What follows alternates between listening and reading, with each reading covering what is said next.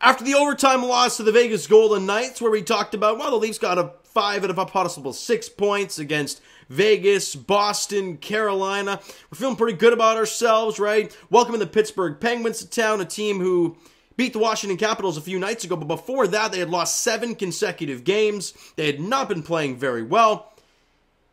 And they beat the Toronto Maple Leafs 4-2 at Scotiabank Arena. And with the loss in regulation, the Leafs drop now to 7-5-3 on the season.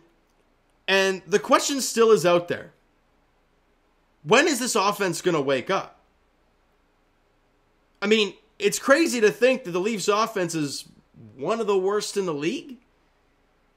I think it was a few games ago that I checked and they were in like the 20s in goals for. And I'm like, really? That's what this team is all about right now? Not putting the puck in the net, but keeping it out of the net is very interesting to see. And the problem with this Leafs defensively, not just the D-core, but defense in general, they give up way too many odd man rushes. Way too many. And that's the big problem. Every other defensive metric or whatever looks pretty good, but that's the one that jumps out as like that's a tough stat.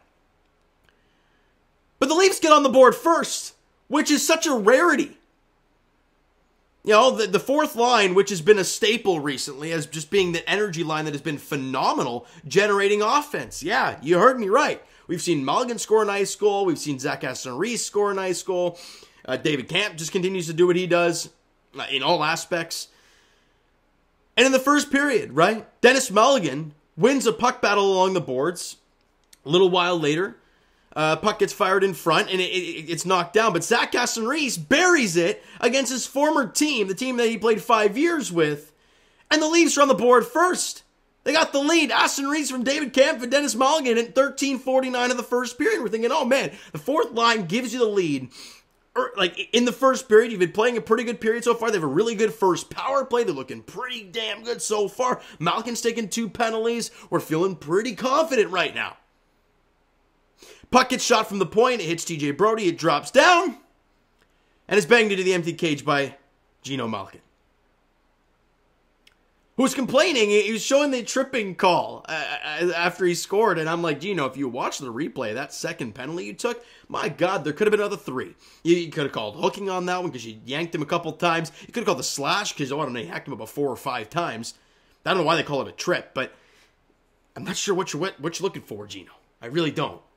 And we're tied at 1. That goal was at 19:24 of the first period. So you could have had the 1-0 lead going into the intermission, but instead you're tied with 36 seconds to go in the first period. Shots on goal were 10-7 in favor of the Leafs, and you're even at 1 goal apiece. Then in the second period, again, the odd man rushes are a problem. Defense pinches, they get around them. I think it was Geno Malkin comes down on a 2-on-1 with Zucker. Whoever was playing defense goes right towards Geno, leaves Zucker wide open. Geno fires it across, and Zucker one-time slap shot, really from the hash marks. And he drills it past Erik Källgren. And the Leafs trail 2-1. But then the Leafs pressure, right? Late in the period, they get a power play. Sorry, I think I got eyelash on my eye. That is not fun. There it is. Leafs get a power play. They're pressuring a ton. Nylander hits the opposite post of a wide open net, and we're like, are you kidding me? You can't tie the game like that. Later on in the power play, Morgan Rielly fakes a shot at the point, gives it back to Nylander, and he rifles one past DeSmith. And we've tied the game at 2. Rielly and Marner have assists in the goal at 17-17 of the second period, And you're tied at 2 after 2. Shots on goal in the second period, 16-9 in favor of the Leafs. You got the shots on goal. You're only dead even, though. Then in the third period, just, a bad turnover in the neutral zone by Dennis Mulligan, turning it over to, was it Brock McGinn, who comes into the offensive zone, and he just fires it on, Mark Giordano doing a great job screening. He probably wanted to get down to block the shot. You can see he was not pleased after the play, but it goes through his legs and through Erik Källgren, and the Leafs trail 3-2. And at that point, it seemed that the Pittsburgh Penguins were like, you know what, we're not going to try and score now. We're just going to play lockdown tight defense. And the reason I say that is in the third period where you were trailing by a goal, the Leafs had 4 shots. 4. I don't know if that was because of how good Pittsburgh played defensively in that third period, or if the Leafs just didn't show their energy. I hate it. I hate it when we're playing dump and chase hockey with the net empty. I counted 3 times the Leafs dumped the puck in their end. All 3 times, the puck came out to the neutral zone. And the one time you don't is Austin Matthews. And he just enters the zone and you got possession. Now, albeit it didn't lead to anything, obviously, and ended up turning it over at their own blue line, at the opposing blue line, which led to the Jake Gensel empty netter at 13 seconds to go in the game. But one play I want to talk about, like, it's again, late in the game, right? You have an opportunity. There's like 30 seconds to go in the game. You have the net empty. The fans are freaking out. They're on their feet, which is weird because I feel like I hear a pin drop in that place tonight because the prices are so damn high. Like, it's ridiculous. I haven't even thought about going to a Leaf game this year. I don't even remember a year that I've missed going to a Leaf game, but I haven't even thought about it this season because I've looked at the tickets and I'm like, no, not going to bother. And it's ridiculous. It's sad. But with 30 seconds left, I counted 3 guys standing at the blue line as Matthews has a puck trying to enter the zone. But the problem is he's pretty flat-footed. So he's just stick handling there at the blue line and everyone's just kind of standing there waiting. And I'm like, does somebody want to move? We got 30 seconds to figure this thing out. And obviously they don't. They get the empty netter against them. Now, I'm not going to blame those guys. I'm not going to lose my mind because it's their first regulation loss in 4 or 5 games. So fine. I get it.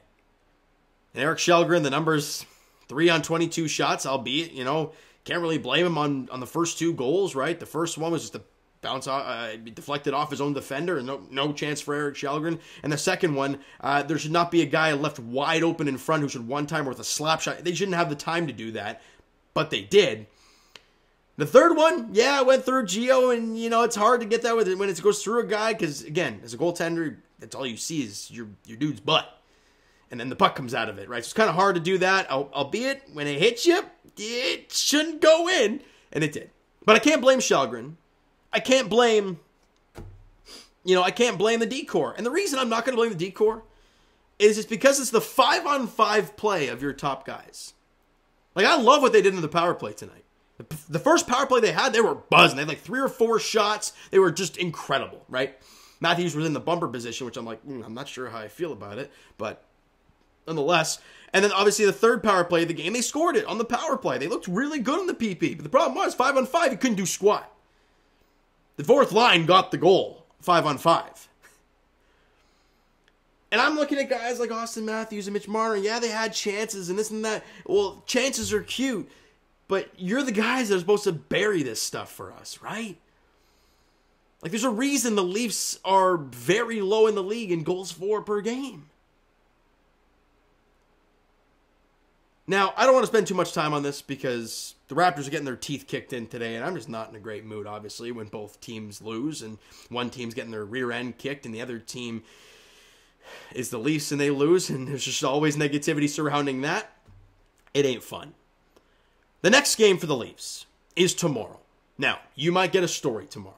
I'm assuming, since Matt Murray isn't ready to go, I keep hearing that he's almost ready, and I'm like, we'll wait and see. Petruzzelli might get his first career NHL start tomorrow against the Vancouver Canucks. Obviously, the second night of a back-to-back for both teams, and I'm praying to God it's a better half of the second night of a back-to-back for both guys. But assuming he gets the start tomorrow, which I'm kind of hoping for, right? 6'5" guy. If you look at his numbers throughout all the minor leagues, whether it's ECHL numbers, AHL numbers, college numbers, they're all pretty good. 23-year-old kid getting a shot. Why not? At this point, why not, Leaf fans? We're dealing with Källgren. We're dealing with Petruzzelli right now in the cage. And you know what? The goaltending hasn't been the issue. Keeping the puck out of the net hasn't been the issue. It's been scoring. And it's really weird to feel that way. And can we all agree that Kerfoot should not be on that top line anymore? Thank you. Love Kerfoot. Not a first-line winger. I know you're trying to switch things up, but not the guy. Give me Calle Yarncrook. Why not? Give me... I'll put Micah Bunting back up there. It's something. But Alex Kerfoot? Not the guy. All right, so you know what, guys? That is going to do it for this one. You enjoy the video, not the game tonight, because... Leafs lost. All right, smack the like button. Do appreciate it. Hit that subscribe button. You guys not already, comment down below your thoughts on the video, your thoughts on the game, what you like, what you not like from today's game for the Toronto Maple Leafs. The Discord link is down below. Follow up, do all that stuff. It's a great chat, great time during the games. Go check it out down below. Twitter link is down below, so follow up, send me a DM to that great stuff. The Instagram link is also down below, so follow up there. You guys not done so already, and I will talk to you guys Raptors very shortly. I might even start before the game ends, as they're getting their absolute rear end kicked in by the Oklahoma City Thunder in OKC. All right, and as for the Toronto Maple Leafs, they're back in action tomorrow night on Hockey Night in Canada as they welcome in the Vancouver Canucks to town. 7 p.m. puck drop there at Scotiabank Arena. Thank you guys so much for listening and watching. I hope you enjoy the video and not the game tonight. We'll talk to you guys then.